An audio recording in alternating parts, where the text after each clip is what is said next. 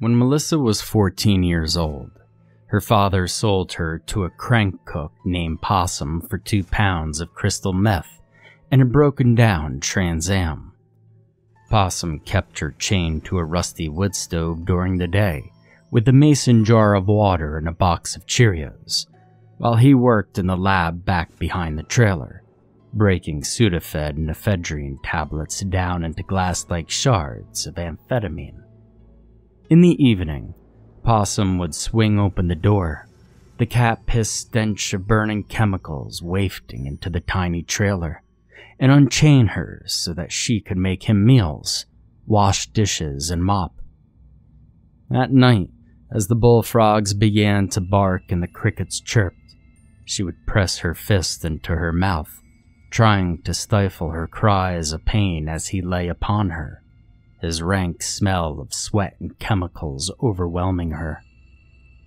2 months later, a couple of Boy Scouts found her naked corpse in a drainage ditch in a patch of woods outside of Eureka, California, a pale tangle of limbs sticking out of the trash and sewage of the dirty culvert. Though the case officially went to homicide detective McClellan, Detective Standler had been at the crime scene assisting. Standler had helped take her by the arms and pull her remains from the rank sewer water and debris. As her body rose up from the muck, her head had lolled to the side, and her wide, staring eyes had looked straight at him. For a moment, Standler thought he saw a flicker of life register in them, though her gray, bloated face clearly revealed she was long, long dead. Standler settled deeper into the seat of his car and flipped open the battered copy of Hamlet, scrolled down the long list of names he had scrawled on the last page. What a fucking week. Suspended and out on bail, looking at manslaughter charges. He was parked in front of the police chief's suburban home, waiting for the fat fuck to arrive home from work. He eyed the long list and sipped from a pint of wild turkey, washed it down with a warm Budweiser. He thought to himself, someone who could do something like that to a 14-year-old girl.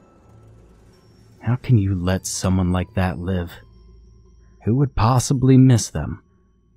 Who could possibly care? And no one had. Nobody missed that piece of shit Possum.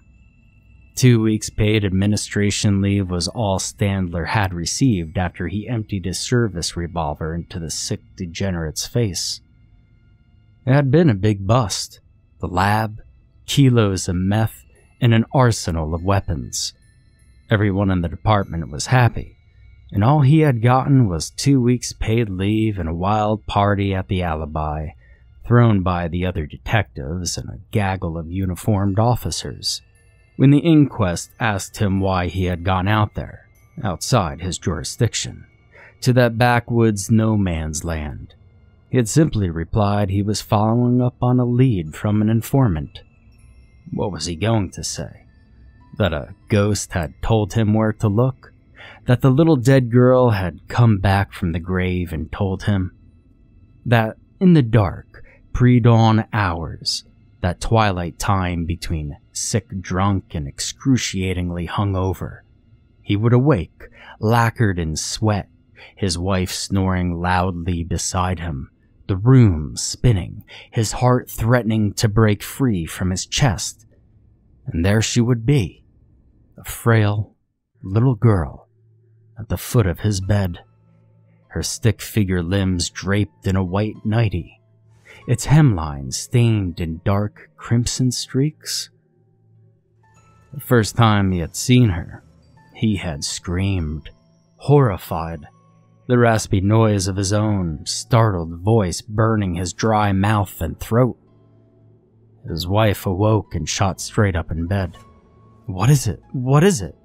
Standler blinked his alcohol-swollen eyes. Only darkness. The girl was gone. There was nothing. Nothing, honey. It was nothing. Just go back to sleep. I just had a nightmare. Okay, honey. His wife had rolled back over and immediately began snoring again. He lay there till the room grew pale in the morning light, his flesh tingling, wondering what he had seen, if he was going insane.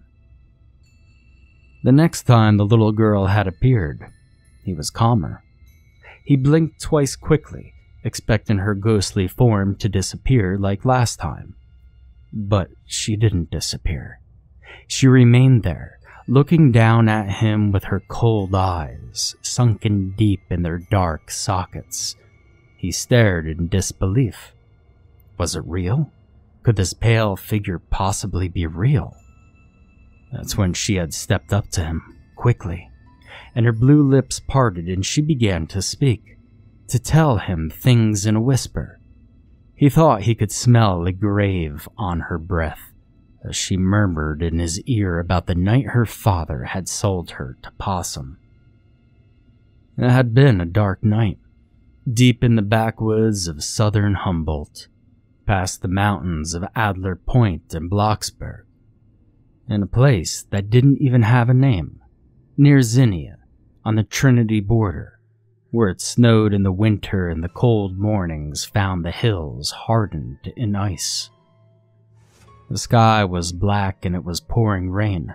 Her father had been drunk and handled her roughly, pulling her by the arm through the muddy front yard. She was terrified, devastated that her daddy's big Danner logging boots were splashing mud up all over her dress. Her mother had been dead less than 3 weeks. Her father had shoved her roughly through the front door of Possum's trailer. "She's all fucking yours." Her father had spat at the old bearded man in greasy overalls. Possum had shuffled forward and took her cheeks into his grizzled, calloused hands, squeezing her face tightly, moving her head back and forth for inspection. "Oh, she's a pretty one." "If you say so," her father said. "She's got that weird eye and those fucked up teeth. But she could cook real good. Clean. She's damn handy with a broom." "Oh, yes," the old man chuckled, handing over the sealed bundles of methamphetamine. "She'll do. Oh, she'll do nicely." And 2 months later, she was dead and abandoned like so much trash. The sick fucks. How could he let them live? And no one missed Possum. No one mourned him. They had thrown Standler a party. He had been a hero. That time. The second time was different. That one had gotten him suspended, most likely fired. No pension, no 401k. He might even see some time for that one. Standler sipped his whiskey, reached down between his legs and lifted up the Beretta. An old pistol, his father had given it to him long ago. He cradled the heavy, cold weight of the gun, waiting for his old boss, that fat fuck, to arrive back at his nice suburban home. Maybe his wife would find him dead on their well-manicured front lawn. Maybe one of his teenage kids.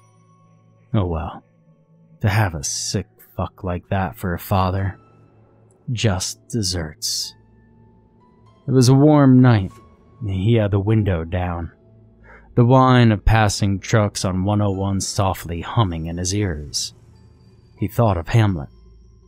He had taken a Shakespeare class back in college when he was studying criminal law, still entertaining the idea of going on to law school and becoming an attorney, before Charlotte got pregnant and he quit school and joined the force so that he could start making money for his new family, only to have her give birth to a stillborn boy 7 months later, never to conceive again.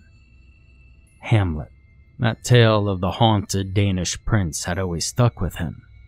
Standing atop the castle parapet, the ghost of his father crying out for him to avenge his savage murder.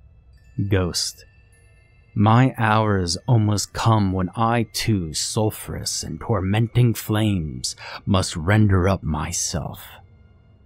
Standler always wondered, was Hamlet insane?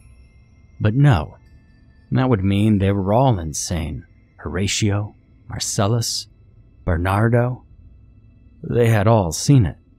They couldn't all be insane. It had to be true. The ghost had to be real. The second time the little girl told Standler to kill, things hadn't worked out the way they had with Possum. "My father," she had whispered. "Kill him." And how couldn't he? Anyone who would do something as sick as sell their own daughter surely deserved to die. She described his car, where it would be, the pounds of meth Standler would find in the trunk, the Glock he always kept under his seat. Standler had waited at the Red Lion Hotel on Broadway, right where the little girl had told him to. And just like clockwork, the car had rolled right into the parking lot. Standler had been amused at the look of surprise on the man's face when he strolled up with his .38 leveled right at eye level, squeezing a round off before the jerk even had a chance to utter a word. But there was no meth in the trunk, no gun under the seat, and it ended up it wasn't her father at all. At least, that's what the investigators said. They claimed it was just some businessman from Santa Rosa. But when Melissa appeared before him the next night, shimmering and ghastly in the moonlight, she told him no, it had been her father. They were lying. All of them. Lying liars, the little girl had whispered to him with her pale blue lips and graveyard breath. They had tried to hide it. It was a conspiracy, and they had fired him because the police chief was in on it. And that's why the police chief was next. He had to go. That's why Standler sat in his car outside his house, a pistol cradled in his hands. He had to kill his old boss. Off that meth-dealing, slave-keeping, degenerate son of a bitch. And then there were more. "There are many more of them," the frail ghost had murmured. His wife was one of them. She had made the list. She was a cheating meth whore, fucking the whole department for crank.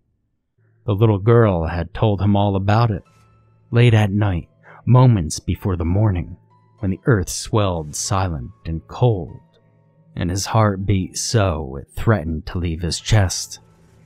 Yes, there were many of them. A whole list, and it was a long list.